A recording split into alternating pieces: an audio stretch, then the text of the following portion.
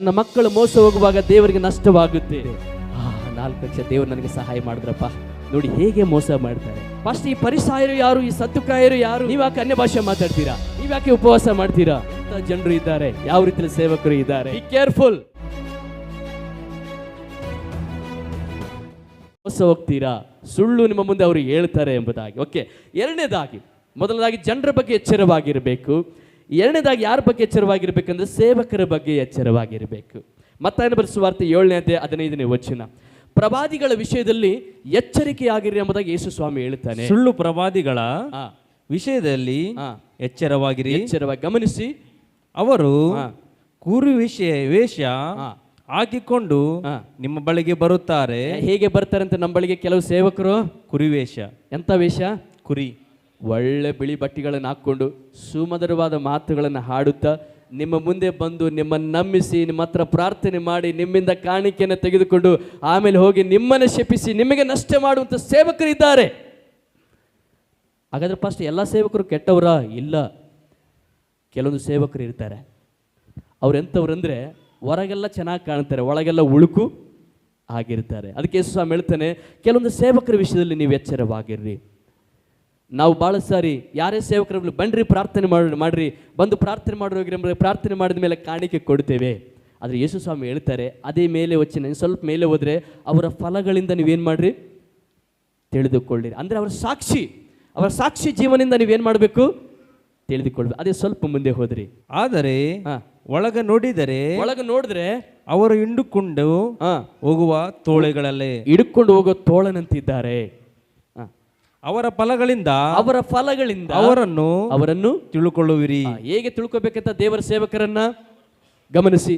ಇವರು ನಿಜವಾಗಿ ದೇವರ ಸೇವಕರ, ನಿಜವಾಗಿ ದೇವರ ಸೇವೆ ಮಾಡುವರ, ನಿಜವಾಗಿ ಆತ್ಮೀಕರ, ಅಥವಾ ಹೊಟ್ಟೆ ತುಂಬಿಸ್ಕೊಳ್ಳೋರ, ಅಥವಾ ನನ್ನ ಹತ್ರ ಏನಾದರೂ ಲಾಭಕ್ಕಾಗಿ ಬಂದಿದ್ದಾರ, ಅಥವಾ ನನ್ನನ್ನು ಹಿಡ್ಕೊಂಡು ಹೋಗ್ಲಿಕ್ಕೆ ಬಂದಿದ್ದಾರ, ಅಥವಾ ನನ್ನ ತಪ್ಪಾದ ದಾರಿಯಲ್ಲಿ ನಡೆಸಲಿಕ್ಕೆ ಬಂದಿದ್ದಾರೆ ಎಂಬುದಾಗಿ ಹೇಗೆ ತಿಳ್ಕೊಬೇಕಂತೆ? ಅವರ ಫಲದಿಂದ. ಏನು ಫಲ? ಸಾಕ್ಷಿ ಜೀವನ. ಇವರ ಸೇವೆ ಹೇಗಿದೆ, ಇವರ ಪ್ರಾರ್ಥನಾ ಜೀವಿತ ಹೇಗಿದೆ, ಇವರು ಪ್ರಾರ್ಥನೆ ಮಾಡೋರ ನಿಜವಾಗಿ ದೇವರ ಸೇವೆ ಮಾಡ್ತಾರ ಇಲ್ಲ ಎಂಬುದಾಗಿ ಸಂಪೂರ್ಣವಾಗಿ ಪರೀಕ್ಷೆ ಮಾಡಿ ಆಮೇಲೆ ಅವರನ್ನು ನಂಬಬೇಕು. ಒಂದು ಸಾರಿ ನಮ್ಮ ಚರ್ಚಿಗೆ ಒಬ್ಬರು ಮನೆ ಹತ್ರ ಒಬ್ಬರು ಬಂದಿದ್ರಂತೆ. ನಾವು ನಿಂಬಲ್ಲಿ ಪ್ರಾರ್ಥನೆಗೆ ಬರ್ತೀವಿ ಅಂತ ಕೇಳಿದಾಗ, ಪ್ರಾರ್ಥನೆಗೆ ಬರ್ತೀವಿ ಅಂದಾಗ ಬರಬೇಡ ಅಂತ ಅನ್ನೋಕ್ಕಾಗುತ್ತಾ? ಆಗುತ್ತಾ ರೀ? ಬರಬೇಡ್ರಿ ನೀವು ನಂಬಲ್ಲಿ ಪ್ರಾರ್ಥನೆಗಾಗುತ್ತಾ? ಇಲ್ಲ. ಆವಾಗ ನಾನು ಅವ್ರಿಗೆ ಮೊದಲು ಹೇಳಿದ್ದೆ, ನಾನು ಸಭೆಯಲ್ಲಿ ಹೇಳಿದೆ, ಯಾರೇ ನಮ್ಮ ಹತ್ರ ಬರಲಿ ಫಸ್ಟು ನನಗೇನು ಮಾಡಬೇಕು? ಫೋನ್ ಮಾಡಿ. ಇಲ್ಲಾಂದರೆ ನಮ್ಮ ಪಾಸ್ಟರ್ ನಂಬರ್ ಕೊಡ್ತೀನಿ, ಅವ್ರ ಜೊತೆ ಮಾತಾಡ್ರಿ, ಆಮೇಲೆ ಬರ್ರಿ ಅಂತ ಹೇಳಿದೆ. ಅವರು ಸೇಮ್ ಅದನ್ನೇ ಅದೇ ಫಾಲೋ ಮಾಡಿದ್ದಾರೆ. ಆವಾಗ ಏನು ಮಾಡಿದ್ದಾರೆ? ನಮ್ಮ ಪಾಸ್ಟರ್ ನಂಬರ್ ತೊಗೊಳ್ರಿ, ಅವ್ರ ಜೊತೆ ಮಾತಾಡ್ರಿ, ಬನ್ನಿರಿ ಅಂತ ಹೇಳಿದಾರಂತೆ. ಅಷ್ಟೇ, ಅದು ಒಂದೇ ಮಾತು ಹೇಳಿದ್ದಾರೆ. ಆವತ್ತಿಂದ ಇವತ್ತುವರೆಗೆ ಮನೆಗೆ ಬಂದಿಲ್ಲ ಅಂತ ಅವರು. ಅರ್ಥ ಆಗ್ತಾ ಇದೆನಾ? ಎಂಥ ಜನರು ಇದ್ದಾರೆ, ಯಾವ ರೀತಿಯ ಸೇವಕರು ಇದ್ದಾರೆ. ಅದಕ್ಕೆ ಯಾರು ಮನೆಗೆ ಬಂದರು, ಯಾರು ಕೂಡ ನಮ್ಮ ಹತ್ರ ಬಂದರೂ ಕೂಡ ನಮಗೆ ಗೊತ್ತಾಗಿಲ್ಲ ಅಂದರೆ ಫಸ್ಟ್ ಯಾರಿಗೆ ತಿಳಿಸ್ಬೇಕು? ಜೋರಾಗಿ ಹೇಳ್ಬೇಕು. ಯಾರಿಗೆ ತಿಳಿಸ್ಬೇಕು? ಫಾಸ್ಟಾಗಿ ಅವ್ರಿಗೆ ಗೊತ್ತಾಗುತ್ತಲ್ಲ. ನಿಮ್ಗೆ ಗೊತ್ತಾಗಲ್ಲ ಅಂದ್ರೆ ಅವ್ರಿಗೆ ಪಕ್ಕ ಗೊತ್ತಾಗುತ್ತೆ. ಪಕ್ಕದವ್ರಿಗೆ ಇನ್ನು ಮೇಲೆ ಯಾರೇ ಸೇವಕರು ಬರಲಿ ಅವ್ರ ಬಗ್ಗೆ ತಿಳ್ಕೊಂಡು ಆಹ್ವಾನಿಸಬೇಕು. ಯೇಸು ಅದನ್ನು ಹೇಳ್ತಾನೆ, ನೀವು ಮೋಸ ಹೋಗಬಾರ್ದು. ಮೋಸ ಹೋದರೆ ಯಾರಿಗೆ ನಷ್ಟ ಗೊತ್ತಾ? ದೇವರಿಗೆ ನಷ್ಟ. ತನ್ನ ಮಕ್ಕಳು ಮೋಸ ಹೋಗುವಾಗ ದೇವರಿಗೆ ನಷ್ಟವಾಗುತ್ತೆ. ಕಾರಣ ಏನು?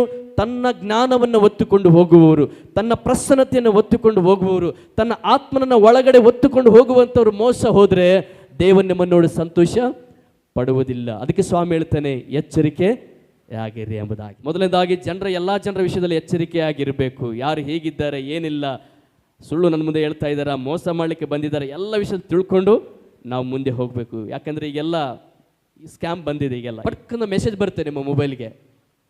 ನಿಮ್ಮ ಮೊಬೈಲ್ ಮೆಸೇಜ್ ಬಂದ ತಕ್ಷಣ ಟಕ್ಕಂತ ಫೋನ್ ಮಾಡ್ತಾರೆ, ನಿಮಗೆ 4 ಲಕ್ಷ ಅಕೌಂಟಿಗೆ ಬಂದಿದೆ. ಎಷ್ಟು ಲಕ್ಷ? 4 ಲಕ್ಷ ನಿಮಗೆ ಅಕೌಂಟಿಗೆ ಬಂದಿದೆ. 4 ಲಕ್ಷ ದೇವ್ರು ನನಗೆ ಸಹಾಯ ಮಾಡಿದ್ರಪ್ಪ ಅಂತೇಳಿ ತಿಳ್ಕೊಂಡು ಪಟ್ಟ ಅಂತ ಏನು ಮಾಡ್ತೀವಿ ನಾವು?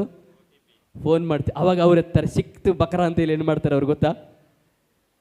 ನಿಜ ರೀ, ನಾವು ಬಡವರಿಗೆ ಕೊಡಬೇಕಂತ ಇದ್ದೀವಿ, ನಿಜ ಅವ್ರಿಗೆ ನಾವು ಕೊಡಬೇಕಂತ ಇದು ಮಾಡ್ತಾ ಇದ್ದೀವಿ ಅಂತೇಳಿ ಏನು ಮಾಡ್ತಾರೆ?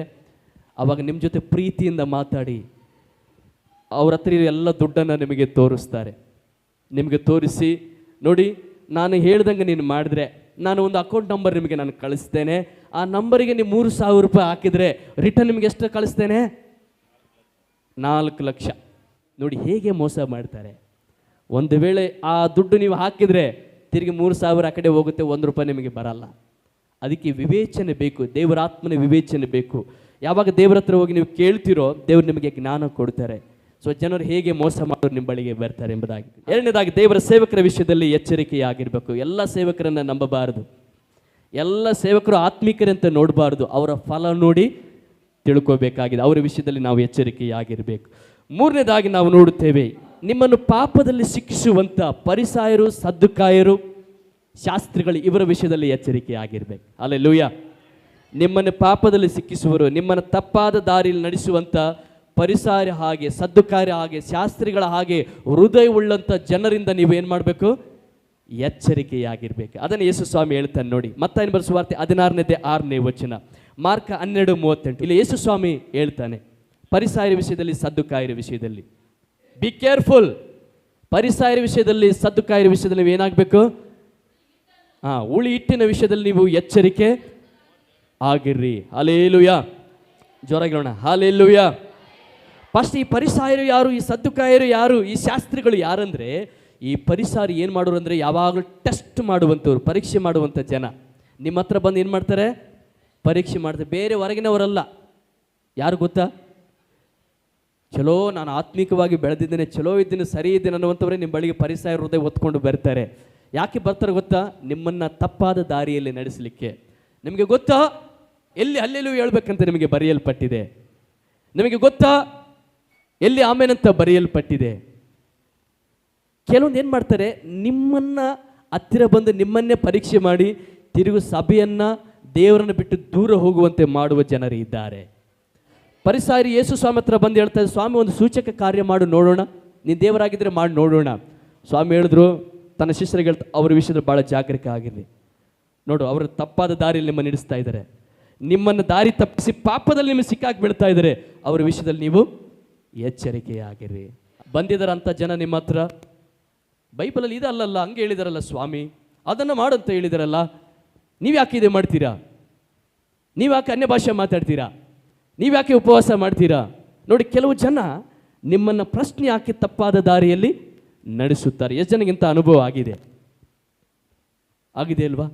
ಅಂಥ ಜನರ ವಿಷಯದಲ್ಲಿ ಎಚ್ಚರಿಕೆ ಆಗಿರ್ಬೇಕಂತ ಸ್ವಾಮಿ ಹೇಳ್ತಾನೆ. ಹಾಗಾದರೆ ಶಾಸ್ತ್ರಿಗಳು ಯಾರು? ಈ ಶಾಸ್ತ್ರಿಗಳು ಯಾವಾಗಲೂ ಹೇಳುವವರೇ ಮಾಡುವವರಲ್ಲ. ಇವರು ಹೇಳುವೊಂದ್ಸಾರಿ ಹೇಳುವವರೇ ಮಾಡುವವರಲ್ಲ.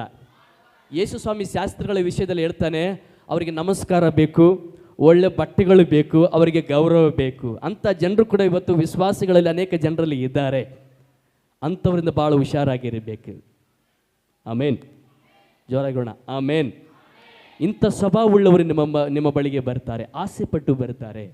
ಆಂಧ್ರದಿಂದ ಒಬ್ಬ ಸೇವಕರು ಅವರ ಸಭೆಗೆ ಬಿಳಿ ಬಟ್ಟೆಯನ್ನು ಹಾಕ್ಕೊಂಡು ಗಂಡ ಹೆಂಡತಿ ಇಬ್ಬರು ಅವ್ರ ಚರ್ಚಿಗೆ ಹೋದ್ರಂತೆ, ಬ್ಯಾಗನ್ನು ತಗೊಂಡು. ಅವರ ಚರ್ಚಿಗೆ ಹೋಗಿ ಸಂಡೇ ದಿನ ಆರಾಧನೆ ನಡೀತಾ ಇದೆ. ಅವ್ರ ಚರ್ಚಿಗೆ ಹೋದ ತಕ್ಷಣ ಆ ಬ್ಯಾಗನ್ನು ಇಟ್ಟು ಪಾಸ್ಟರ್ ಕೇಳಿದಂತೆ, ಪಾಸ್ಟರ್ ನಾವು ಸೇವಕರಾಗಿದ್ದೀವಿ. ಏನಾಗಿದ್ದೀವಿ? ನಾವು ಸೇವಕರಾಗಿದ್ದೀವಿ, ನಾವು ಸೇವೆ ಮಾಡ್ತಾ ಇದ್ದೀವಿ. ನಿಮ್ಮ ಚರ್ಚಿಂದ ಏನಾದರೂ ನಮಗೆ ಸಹಾಯ ಮಾಡಿ. ನೋಡಿದ್ರೆ ಎಂಥ ಬಟ್ಟೆ ಇದೆ ಅವ್ರಿಗೆ?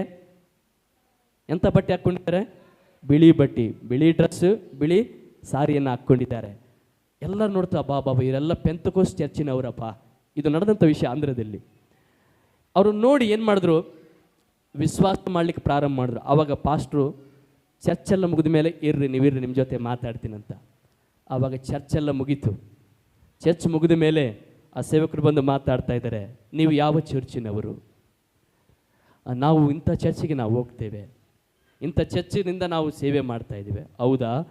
ಸರಿ, ಆ ಪಾಸ್ಟರ್ ನಂಬರ್ ನನಗೆ ಕೊಡಿ, ನಾನು ಮಾತಾಡ್ತೇನೆ.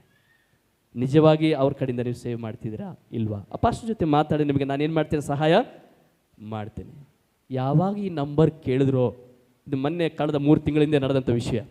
ಯಾವಾಗ ನಂಬರ್ ಕೇಳಿದ್ರೋ ತಕ್ಷಣ ಅವರ ಬ್ಯಾಗನ್ನು ತೊಗೊಂಡು ಆ ಜಾಗದಲ್ಲೆಲ್ಲ ರೈಟ್ ಆಗಿಬಿಟ್ರಂಥ ಚರ್ಚಿಂದ ಹೊರಗಡೆ. ಕಾರಣ ಗೊತ್ತಾ? ಕೆಲವರೆಲ್ಲ ಮರ್ಯಾದೆಕ್ಕಾಗಿ, ಆಸೆಯನ್ನು ಪಟ್ಟು, ಗೌರವಿಸೋದಕ್ಕಾಗಿ ಕೆಲವರು ನಮ್ಮ ಬಳಿಗೆ ಬರ್ತಾರೆ.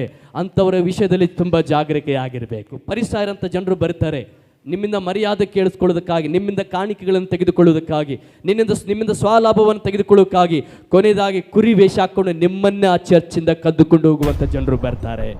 ಹಾಗಾದ್ರೆ ಈ ಸದ್ದುಕಾಯರು ಕೂಡ ಯಾರು? ಪುನರುತ್ಥಾನ ಇಲ್ಲ ಅಂತ ನಂಬುವವರು ಸದ್ದುಕಾಯರು. ಅಂದರೆ ಸಿದ್ಧಾಂತವನ್ನು ತಪ್ಪಾದ ದಾರಿಯಲ್ಲಿ ನಡೆಸುವಂಥವರಾಗಿದ್ದಾರೆ. ಇವತ್ತು ಕೂಡ ಸಿದ್ಧಾಂತವನ್ನು ತಪ್ಪಾದ ದಾರಿಯಲ್ಲಿ ನಡೆಸುವ ಜನರು ಇದ್ದಾರೆ, ಹೌದಲ್ವಾ? ಯಾಕೆ ನಿಮ್ಮ ಚರ್ಚಲ್ಲಿ ಚಪ್ಪಾಳೆ ಬಾರಿಸ್ತಾರೆ? ಚಪ್ಪಾಳೆ ಬಾರಿಸಬಾರ್ದು. ಯಾಕೆ ನಿಮ್ಮ ಚರ್ಚಲ್ಲಿ ಅಲ್ಲೆಲ್ಲೂಯ ಅಂತ ಹೇಳ್ತಾರೆ? ಅಲ್ಲೆಲ್ಲೂಯ ಹೇಳ್ಬಾರ್ದು. ಕೆಲವೊಂದು ಸಿದ್ಧಾಂತಗಳು ಬಂದಿದೆ, ಎಷ್ಟು ಜನ ಒಪ್ಕೊಳ್ತೀರಾ? ಕೈಗಳನ್ನು ಹೇಳ್ಬೋದಾ? ಅದ್ರ ವಾಕ್ಯ ಹೇಳುತ್ತೆ, ಪೌಲನು ಹೇಳ್ತಾನೆ, ನಿಮಗೇನು ಸಾರಲ್ಪಟ್ಟಿದೆಯೋ, ನಿಮ್ಮ ಸಭೆಯಲ್ಲಿ ಏನಿದೆಯೋ ಅದನ್ನು ಬಿಗಿಯಾಗಿ ನೀವು ಹಿಡ್ಕೊಂಡು ಮುಂದೆ ಹೋಗ್ಬೇಕಂತೆ. ಹಲ್ಲೆಲೂಯ ಹೇಳಿ. ಮೊದಲನೇದಾಗಿ ಯಾರ ಬಗ್ಗೆ ಎಚ್ಚರ ಆಗಿರ್ಬೇಕು? ಎಲ್ಲ ಜನರ ಬಗ್ಗೆ. ಸ್ವಲ್ಪ ಕೈ ಮಾಡಿ ಹೇಳಿ. ಎಲ್ಲ ಜನರ ವಿಷಯದಲ್ಲಿ, ಸೇವಕರ ವಿಷಯದಲ್ಲಿ, ಪರಿಸಾರಿ ಸದ್ದುಕಾಯರಂಥ ಹೃದಯ ಉಳ್ಳವರಲ್ಲಿ. ನಾಲ್ಕನೇ ಎಚ್ಚರಿಕೆ, ಪ್ರಾರ್ಥನೆ ಮಾಡುವುದರಲ್ಲಿ ಎಚ್ಚರವಾಗಿರಬೇಕು. ಮತ್ತಾಯನ ಬರೆದ ಸುವಾರ್ತೆ 26ನೇ ಅಧ್ಯಾಯ 38ರಿಂದ 41ನೇ ವಚನವರೆಗೆ ಯೇಸು ಸ್ವಾಮಿ ಹೇಳ್ತಾನೆ ತನ್ನ ಶಿಷ್ಯರಿಗೆ, ನನ್ನ ಜೊತೆ ಎಚ್ಚರವಾಗಿದ್ದ ನೀವೇನು ಮಾಡ್ರಿ? ಪ್ರಾರ್ಥನೆ ಮಾಡುವರಾಗಿರ್ರಿ. ಅವಾಗ ಶಿಷ್ಯರು ಪ್ರಾರ್ಥನೆ ಮಾಡಲಿಕ್ಕಾಗಲಿಲ್ಲ. ಅವಾಗ ಯೇಸು ಸ್ವಾಮಿ ಮತ್ತೆ ಬಂದು ಹೇಳ್ತಾನೆ, ಶೋಧನೆಗೊಳಗಾಗದಂತೆ ಎಚ್ಚರವಾಗಿದ್ದು ಪ್ರಾರ್ಥನೆಯನ್ನು ನೀವು ಮಾಡುವರಾಗಿರ್ರಿ. ನೀವು ಪ್ರಾರ್ಥನೆ ಮಾಡಿಲ್ಲ ಅಂದರೆ ನಿಮಗೇನು ಬರುತ್ತೆ? ಶೋಧನೆ ಬರ್ತದೆ. ಸೈತಾನ ಶೋಧನೆಗಳನ್ನು ನಿಮಗೆ ತಂದಾಕ್ತಾನೆ. ಹಾಗಾಗಿ ಅದರಲ್ಲಿ ಬಿದ್ದು ಹೋಗ್ತೀರಾ. ಬಹಳ ಜಾಗೃತಿಯಿಂದ ಗಮನಿಸಿ. ನಮ್ಮ ಸಭೆಯಲ್ಲಿ ಯಾರೇ ಆಗಲಿ, ಕುಟುಂಬ ಪ್ರಾರ್ಥನೆ ಇಲ್ಲದೆ ಅಥವಾ ಬೇರೆ ಬೇರೆ ಸ್ಥಳಗಳಲ್ಲಿ ಪ್ರಾರ್ಥನೆ ಮಾಡದೆ ನಿಮಗೆ ಪ್ರಾರ್ಥನೆ ಜೀವಿತನೇ ಇಲ್ಲ ಅಂದರೆ ನೀವು ಶೋಧನೆಗೆ ಒಳಗಾಗುತ್ತೀರಾ. ಸೈತಾನ್ ಚೆನ್ನಾಗಿ ನಿಮ್ಮನ್ನು ಆಟ ಆಡಿಸ್ತಾನೆ. ಇದು ಸತ್ಯ, ನಾನು ಹೇಳಿದ ಮಾತಲ್ಲ, ಯೇಸು ಸ್ವಾಮಿ ಹೇಳಿದ್ದು. ಶೋಧನೆಗಳು ನಿಮಗೆ ಬರ್ತವೆ. ಅದಕ್ಕೆ ಕೊಲೊಸ್ಸದವರಿಗೆ 4ನೇ ಅಧ್ಯಾಯ 2ನೇ ವಚನದಲ್ಲಿ ಪೌಲನು ಹೇಳ್ತಾನೆ, ಪ್ರಾರ್ಥನೆಯನ್ನು ತಪ್ಪದೆ ಮಾಡುವರಾಗಿರ್ರಿ, ಅದರಲ್ಲಿ ಎಚ್ಚರವಾಗಿದ್ದು ದೇವರಿಗೆ ಏನು ಮಾಡಿ ಕೃತಜ್ಞತಾ ಸ್ತುತಿಯನ್ನು ಮಾಡುವರಾಗಿರ್ರಿ. ಗಮನಿಸಿ, ಇನ್ನೊಂದು ಸಾರಿ ಹೇಳ್ತೇನೆ. ಮತ್ತ 26:38, ಕೊಲೊಸ್ಸ 4:2, ಎಫೆಸ 6:18 ಈ ಎಲ್ಲ ವಚನಗಳು ಹೇಳ್ತದೆ ಪ್ರಾರ್ಥನೆ ಮಾಡುವರಾಗಿರ್ರಿ. ಎಷ್ಟು ಜನ ಪ್ರಾರ್ಥನೆ ಮಾಡ್ತೀರಾ? ಸ್ವಲ್ಪ ಕೈಗಳ ಮೇಲೆ ತಿನ್ನೋಣ. ಪ್ರಾರ್ಥನೆ ಮಾಡುವಂಥವರು. ಪಾಸ್ಟೇ, ನಾನು ಮಾತ್ರ ದಿನಕ್ಕೆ ಒಂದು ಸಾರಿ ಪ್ರಾರ್ಥನೆ ಮಾಡ್ತೀನಿ ಪಾಸ್ಟೇ. ಯಾವಾಗ ಗೊತ್ತಾ? ಊಟಕ್ಕೋಸ್ಕರ. ಊಟ ನನ್ನ ಮುಂದೆ ಬಂದಾಗ ದೇವರೇ ಊಟವನ್ನು ಆಶೀರ್ವಾದ ಮಾಡು. ಆಮೇಲೆ ನಾನು ಹಾಸಿಗೆ ಮೇಲೆ ಹೋಗುವಾಗ, ನಿದ್ರೆ ಮಾಡುವಾಗ, ಆವಾಗ ದೇವರೇ ನನ್ನ ಕಾಪಾಡಿ ನಡೆಸಪ್ಪ, ಒಳ್ಳೆ ನಿದ್ರೆ ಕೊಡಪ್ಪ, ಕನಸುಗಳು ಬೀಳಬಾರ್ದು, ಯಾವ ಕೂಡ ಕರ್ರಂದು ಕೆಂಪೊಂದು ಯಾವುದು ಕೂಡ ಕನಸಿನಲ್ಲಿ ಬರಬಾರ್ದು ದೇವರಂತ ಆವಾಗ ಪ್ರಾರ್ಥನೆ ಮಾಡ್ತೀರಾ. ಆ ಪ್ರಾರ್ಥನೆ ಬಗ್ಗೆ ಸ್ವಾಮಿ ಹೇಳ್ತಾ ಇಲ್ಲ. ಇಲ್ಲಿ ಸ್ವಾಮಿ ಹೇಳ್ತಾ ಇರೋದು, ಯಾವಾಗಲೂ ಎಚ್ಚರವಾಗಿದ್ದು ಪ್ರಾರ್ಥನೆ ಮಾಡ್ರಿ. ಪ್ರಾರ್ಥನೆಯಿಂದ ನಿಮ್ಮ ಜೀವಿತ ಇರಲಿ, ಇಲ್ಲವಾದರೆ ಶೋಧನೆಗಳು ನಿಮ್ಮ ಜೀವನದಲ್ಲಿ ಬಂದು ಬಿಡ್ತವೆ. ಇವತ್ತು ಎಷ್ಟೋ ಜನ ದೇವ್ರ ಮಕ್ಕಳು ಶೋಧನೆಯಲ್ಲಿ ಓಡಾಡ್ತಾ ಇದ್ದಾರೆ. ಪಾಸ್ಟೇ, ಇದ್ದಕ್ಕಿದ್ದಂಗೆ ಬಂದು ಬಿಡ್ತು ನನ್ನ ಮೇಲೆ. ಯಾಕೋ ಇದು ನನ್ನ ಮೇಲೆ ಹೇಗೆ ಬಂತು ನನಗೆ ಗೊತ್ತಿಲ್ಲ. ಕಾರಣ, ಪ್ರಾರ್ಥನೆ ಇರುವಾಗ ಆ ಶೋಧನೆಗಳು ನಿನ್ನ ಹತ್ತಿರ ಬರುವುದಿಲ್ಲ. ಅದನ್ನು ಜಯಿಸಲಿಕ್ಕೆ ಕರ್ತನು ಸಹಾಯ ಮಾಡುವನಾಗಿದ್ದಾನೆ. ಆಮೇನ್. ಪಕ್ಕದಲ್ಲಿ ಕೈ ಕಟ್ಟಿ ಹೇಳಿ, ಇವತ್ತಿಂದ ನನ್ನ ಪ್ರಾರ್ಥನೆ ಜೀವಿತ ಇರುತ್ತದೆ. ಎಂಥ ಬೋರ್ಡ್ಗಳನ್ನು ದೇವರಿಟ್ಟಿದ್ದಾರಲ್ವಾ? ಎಚ್ಚರಿಕೆ ಬೋರ್ಡ್ಗಳು. ಪ್ರಾರ್ಥನೆಯಲ್ಲಿ ನಾವು ಎಚ್ಚರವಾಗಿರಬೇಕು. 5ನೇದಾಗಿ, ಪಾಸ್ಟೇ, ಜನರಿಂದ ಎಚ್ಚರವಾಗಿರಿ ಅಂತ ಹೇಳಿದಿರಾ, ಸೇವಕರಿಂದ ಎಚ್ಚರವಾಗಿರಿ ಅಂತ ಹೇಳಿದಿರಾ, ಮತ್ತು ಕೆಲವರು ಪರಿಸಾಯರಂಥ ಸದ್ದುಕಾಯರಂಥ ಹೃದಯ ಉಳ್ಳವರ ವಿಷಯದಲ್ಲಿ ಎಚ್ಚರವಾಗಿರಿ ಅಂತ ಹೇಳಿದಿರಾ, ಆಮೇಲೆ ಪ್ರಾರ್ಥನೆ ಮಾಡೋರು ಕೂಡ ಎಚ್ಚರವಾಗಿರಿ ಅಂತ ಹೇಳಿದಿರಾ. ಮತ್ತೆ ಯಾವುದರಲ್ಲಿ ಎಚ್ಚರವಾಗಿರಬೇಕು? ಸೈತಾನನ ವಿಷಯದಲ್ಲಿ. 1 ಪೇತ್ರ 5ನೇ ಅಧ್ಯಾಯ 8ನೇ ವಚನ, ಸೈತಾನನ ವಿಷಯದಲ್ಲಿ ಎಚ್ಚರಿಕೆಯಾಗಿರಿ. ಅವನು ಗರ್ಜಿಸುವ ಸಿಂಹದ ಪಾದಲ್ಲಿ ಯಾರನ್ನು ನುಂಗಲಿ, ಯಾರನ್ನು ಹಿಡಿಯಲಂತ ತಿರುಗಾಡ್ತಾ ಇದ್ದಾನೆ ಅಂತ. ಸೈತಾನ ಏನು ಮಾಡ್ತಾ ಇದ್ದಾನಂತೆ? ತಿರುಗಾಡ್ತಾ ಇದ್ದಾನೆ. ಒಬ್ಬ ಕಳ್ಳ ಇತ್ತಂದ್ರೆ ಏನು ಮಾಡ್ತಾನೆ ಗೊತ್ತಾ? ತಿರುಗಾಡ್ತಾ ಇರ್ತಾನೆ. ಯಾರ ಮನೆಯನ್ನು ನಾನು ಒಕ್ಕಲಿ, ಯಾವ ಸಾಮಾನನ್ನು ತೆಗೆದುಕೊಂಡು ಹೋಗಲಿ. ಕೆಲವೊಂದು ಕಳ್ಳರು ರಾತ್ರಿ ಕಳ್ಳರು ಇದ್ದಾರೆ, ಹಗಲು ಕಳ್ಳರು ಕೂಡ ಇದ್ದಾರೆ, ಹೌದಾ ಇಲ್ವಾ? ಆ ಕಳ್ಳರ ಕೆಲಸ ಒಂದೇ, ತಿರುಗಾಡ್ತಾ ಇರ್ತಾರೆ. ರಾತ್ರಿ ಕಳ್ಳತನ ಮಾಡೋರು ಹಗಲೊತ್ತಲ್ಲಿ ತಿರುಗಾಡ್ತಾರೆ, ಹಗಲೊತ್ತು ಕಳ್ಳತನ ಮಾಡೋರು ರಾತ್ರಿ ಬಂದು ತಿರುಗಾಡ್ತಾರೆ. ಅವರು ನೋಡಿ ಹೆಂಗೆ ಉಲ್ಟಾ ಇದೆ ಇದು. ಇಲ್ಲಿ ನಾವು ನೋಡ್ತೇವೆ, ಕಳ್ಳರು ತಿರುಗಾಡುವ ರೀತಿಯಲ್ಲಿ ಸೈತಾನ ಏನು ಮಾಡ್ತಾ ಇದ್ದಾನಂತೆ? ಪಕ್ಕದೊಳಗೆ ಹೇಳಿ, ಎಚ್ಚರವಾಗಿರ್ರಿ. ನಿಮ್ಮ ಮನೆಗೂ ಸೈತಾನ ಬರ್ತಾನೆ, ನಿಮ್ಮ ಮಕ್ಕಳ ಬಳಿಗೂ ಬರ್ತಾನೆ, ನಿಮ್ಮ ಕೆಲಸದ ಜಾಗದಲ್ಲೂ ಬರ್ತಾನೆ, ನೀವು ಹೋಗುವ ಎಲ್ಲ ಸ್ಥಳಗಳಲ್ಲಿ ಬರ್ತಾನೆ. ಎಚ್ಚರವಾಗಿರ್ರಿ. ಯಾರು ಬರ್ತಾರಂತೆ? ಯಾಕೆ ಬರ್ತಾನೆ? ಮಾತಾಡ್ಸೋಲಕ್ಕೆ ಬರ್ತಾರ? ಆದರೆ ಸೈತಾನನು ನಮ್ಮ ಬಳಿಗೆ ಯಾಕೆ ಬರ್ತಾನಂದರೆ ಮಾತಾಡ್ಸೋಗಕ್ಕಲ್ಲ. ಚೆನ್ನಾಗಿ ಪ್ರೇಯರ್ ಮಾಡ್ತಾ ಇದೆಯಾ, ಒಳ್ಳೆ ರೀತಿ ಪ್ರಾರ್ಥನೆ ಮಾಡ್ತಾ ಇದೆಯಾ, ಒಳ್ಳೆ ರೀತಿ ವಾಕ್ಯ ಓದ್ತಾ ಇದೆಯಾ, ಪ್ರತಿ ವಾರ ತಪ್ಪಲಾರ್ದಾಗಿ ಚರ್ಚಿಗೆ ಹೋಗ್ತಾ ಇದೆಯಾ, ಸೂಪರ್, ಭಾಳ ಒಳ್ಳೆ ವಿಶ್ವಾಸ ನೀನು ಎಂಬುದಾಗಿ ಹೇಳಕ್ಕೆ ಬರಲ್ಲ. ಯಾಕೆ ಬರ್ತಾರಂತೆ? ನಿನ್ನನ್ನು ಹಿಡಿಯಲಿಕ್ಕೆ.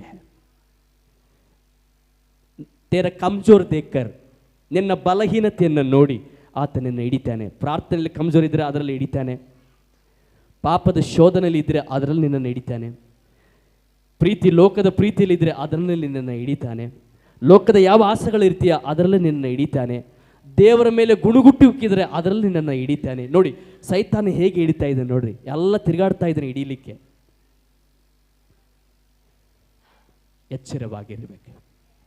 ಸೈತಾನ ನಮ್ಮ ಬಳಿಗೆ ಬರ್ತಾನೆ, ನಮ್ಮ ಮಕ್ಕಳ ಬಳಿಗೆ ಬರ್ತಾನೆ, ನಮ್ಮ ಕೆಲಸದ ಜಾಗದಲ್ಲಿ ಬರ್ತಾನೆ, ನಾವಿರುವ ಪ್ರತಿ ಸ್ಥಳಗಳಲ್ಲಿ ಅವನು ಬರ್ತಾನೆ. ವಾಕ್ಯ ಹೇಳ್ತದೆ, ಅವನನ್ನು ಗದರಿಸಿರಿ, ಅವನು ನಿಮ್ಮನ್ನು ಬಿಟ್ಟು ಓಡಿ ಹೋಗ್ತಾ ಇದ್ದಾನೆ. ಹೇಗೆ ಗದರಿಸ್ಬೇಕು ಪಾಸ್ಟರ್? ಕಟ್ಟಿಗೆ ತಗೊಂಡು ಗದರಿಸ್ಬೇಕಾ? ಇಲ್ಲ, ಪ್ರಾರ್ಥನೆಯಲ್ಲಿ ದೇವರ ವಾಕ್ಯದಿಂದ ಅವನನ್ನು ಗದರಿಸಬೇಕು. ಯೇಸುವಿನ ನಾಮದಲ್ಲಿ ನಾನನ್ನು ಗದರಿಸ್ತೇನೆ, ಯೇಸುವಿನ ರಕ್ತ, ಯೇಸುವಿನ ಬಲವಾದ ಕೋಟೆ ನನ್ನ ಕುಟುಂಬದ ಮೇಲೆ ಮುದ್ರೆ ಇದೆ, ಸೈತಾನ ನೀನು ಬರುವುದಕ್ಕೆ ಅವಕಾಶವಿಲ್ಲ ಎಂಬುದಾಗಿ ಯಾವಾಗ ಗದರಿಸಿ ನೀನು ಪ್ರಾರ್ಥನೆ ಮಾಡ್ತೀಯೋ ನಿನ್ನ ಬಳಿಗೆ ಸೈತಾನ ಬರೋಕ್ಕೆ ಆಗಲ್ಲ. ಹಲ್ಲೆಲೂಯಾ. ಒಂದು 2 ವಾರ ಸಭೆಯನ್ನು ತಪ್ಪಿಸಿದ್ರೆ ಖಚಿತ ಅವನು ಬಂದು ಮಾತಾಡೋಕ್ಕೆ ಬರ್ತಾನೆ ಇಲ್ವಾ? ಹೆಂಗೆ ಬರ್ತಾನೆ? ಕರಿ ಬಟ್ಟೆ ಹಾಕ್ಕೊಂಡು 2 ಕೊಂಬುಗಳನ್ನು ಹಿಡ್ಕೊಂಡು ಬರ್ತಾನೆ. ಹೇಗೆ ಬರ್ತಾನೆ ಸೈತಾನನು? ನೋಡೋಣ ಹೇಗೆ ಬರ್ತಾನೆ, ಹೇಳು ನೋಡೋಣ, ಯಾರು ಹೇಳ್ತೀರಿ ಕರೆಕ್ಟಾಗಿ? ಕರಿ ಬಟ್ಟೆ ಹಾಕೊಂಡು ಬರ್ತಾನ? ಹೇಗೆ ಬರ್ತಾರೆ? ಇನ್ನೊಬ್ಬ ಮನುಷ್ಯರನ್ನು ಉಪಯೋಗಿಸಿ ನಿನ್ನ ಬಳಿಗೆ ಬರ್ತಾನೆ. ಯೇಸು ಸ್ವಾಮಿ ಹತ್ರ ಸೈತಾನ ಹೇಗೆ ಬಂದರು ಗೊತ್ತಾ? ಪೇತ್ರನ ಹೃದಯ ಒಳಗಿಂದ ಬಂದರು, ಪೇತ್ರನಿಂದ ಬಂದರು. ಪೇತ್ರ ಬಂದು ಯೇಸು ಸ್ವಾಮಿ ಹತ್ರ ಬಂದು ಹೇಳ್ತಾ ಇದ್ದಾನೆ, ಸ್ವಾಮಿ ಇನ್ನು ಮೇಲೆ ನೀನು ಶಿಲ್ಬೆಗೆ ಹೋಗಬಾರ್ದಪ್ಪ, ಆ ಕೆಲಸ ಮಾಡಬಾರ್ದು, ನೀನು ನಡಿ, ನೀನು ಇಲ್ಲಿಂದ. ಸೈತಾನನಿಂದ ತೊಲಗು ಅಂತ ಸ್ವಾಮಿ ಹೇಳ್ತಾನೆ. ಅಂದರೆ ಯಾರಿಗೂ ತೊಲಗು ಅಂತ ಹೇಳ್ತಾ ಇದ್ದಾನೆ? ಅರೆ ಮಾತಾಡೋದು ಪೇತ್ರನೊಂದಿಗೆ, ಅವನು ಒಳಗಡೆ ಒಕ್ಕಿರುವ ಸೈತಾನನೊಂದಿಗೆ ಮಾತಾಡ್ತಾ ಇದ್ದಾನೆ. ಹಾಗಾದರೆ ನಮಗೆ ಸರಿಯಾಗಿ ಗೊತ್ತಾಗುತ್ತೆ ಯಾರಿಂದ ಬರ್ತಾನೆ ಸೈತಾನನು? ಮನುಷ್ಯರಿಂದ. ನಮ್ಮ ಮಕ್ಕಳಿಂದ ಬರ್ಬೋದು, ನಮ್ಮ ಸ್ನೇಹಿತರಿಂದ ಬರ್ಬೋದು, ನಮ್ಮ ಬಂಧುಗಳಿಂದ ಬರ್ಬೋದು. ಯಾರಿಂದ ಆದರೂ ಬಂದು ನಿನಗೆ ಮಾತಾಡಿಸಿ ನಿನ್ನ ತಲೆಗೆ ಹುಳ ಬಿಟ್ಟು ಹೋಗಿಬಿಡ್ತಾನೆ. ಅದಕ್ಕೆ ಎಚ್ಚರವಾಗಿರಬೇಕು. ಸಭೆ ಬಗ್ಗೆ ಆಗಲಿ, ಸೇವಕರ ಬಗ್ಗೆ ಆಗಲಿ, ಅಥವಾ ನಿನ್ನ ಮಕ್ಕಳ ಕುರಿತಾಗಲಿ, ನಿಮ್ಮ ಯಜಮಾನರ ಕುರಿತಾಗಲಿ, ನಿಮ್ಮ ಹೆಂಡತಿ ಕುರಿತಾಗಲಿ, ಏನೇ ನಿನ್ನ ಜೀವನದಲ್ಲಿ ಅನುಮಾನಗಳು ಬಂದರೆ ತಕ್ಷಣವೇ ಅವರನ್ನು ಕೇಳಿ ಅದನ್ನು ಸರಿಪಡಿಸ್ಕೋಬೇಕೇ ಹೊರತು ಸೈತಾನನಿಗೆ ಅವಕಾಶ ಕೊಡಬಾರ್ದು. ಇದರಿಂದ ಎಷ್ಟೋ ಕುಟುಂಬಗಳು ಒಡೆದು ಹೋಗ್ತಾ ಇದೆ, ಎಷ್ಟೋ ಸಭೆಗಳು ಮುರಿದು ಹೋಗ್ತಾ ಇದೆ, ಎಷ್ಟೋ ಜನರು ದೂರವಾಗಿ ಹೋಗ್ತಾ ಇದ್ದಾರೆ. ಅದಕ್ಕೆ ಅವನಿಗೆ ಅವಕಾಶವನ್ನು ಕೊಡಬಾರ್ದು. ಯಾವ ಟೈಮಲ್ಲಿ ಸೈತಾನ ಹೆಚ್ಚಾಗಿ ಬರ್ತಾನೆ ನೋಡೋಣ. ನಮ್ಮ ಗಂಗಾತಿ ಬಂದಂಥ ಬ್ರದರ್ ಕೇಳೋಣ, ಎಷ್ಟು ಜನ ಇದ್ದಾಗ ಬಂದರು? ಒಬ್ಬನಿದ್ದಾಗ, ಹೌದಲ್ವಾ? ಯೂದನ ಹತ್ರ ಯಾವಾಗ ಬಂದರು? ಎಷ್ಟು ಜನ ಇದ್ದಾಗ ಬಂದರು? ಒಬ್ಬನೇ. ಯೇಸು ಹತ್ರ ಯಾವಾಗ ಬಂದರು? ಒಬ್ಬನೇ. ಪ್ರಾರ್ಥನೆ ಮಾಡುವಾಗಲ್ಲ ನೀವು ಒಬ್ಬರೇ ಇರ್ತೀರಿ ನೋಡ್ರಿ, ನಿಮ್ಮ ರೂಮಲ್ಲಾಗಲಿ, ನಿಮ್ಮ ಕೆಲಸ ಮಾಡೋ ಜಾಗದಲ್ಲಿ, ಆವಾಗಲೇ ಹೆಚ್ಚು ಸಹಿತ ನಿಮ್ಮನ್ನು ಶೋಧಿಸೋದು. ಅದಕ್ಕೆ ಒಬ್ಬರು ಇರುವಾಗ ತುಂಬ ಜಾಗ್ರತೆಯಿಂದ ಇರಬೇಕಾಗಿದೆ. ನಿಮ್ಮ ಬಲಹೀನತೆ ನೋಡಿ ಅಲ್ಲೇ ನಿಮ್ಮನ್ನು ಆತನು ಬೀಳಿಸ್ತಾನೆ. ಮತ್ತು ಸರ್ ಪಕ್ಕದ ಕೈ ಕಟ್ಟುವಳಿ, ಸೈತಾನ ವಿಷಯದಲ್ಲಿ ಎಚ್ಚರಿಕೆಯಾಗಿರ್ರಿ. ಒಂದು ವೇಳೆ ಮಾತಾಡ್ಸಕ್ಕೆ ಬಂದರೆ ನಡಿ, ನಿನ್ನ ಕೆಲಸ ಏನಂತ ಓಡಿಸ್ಬೇಕು ಅವನನ್ನು. ಆಮೇನ್.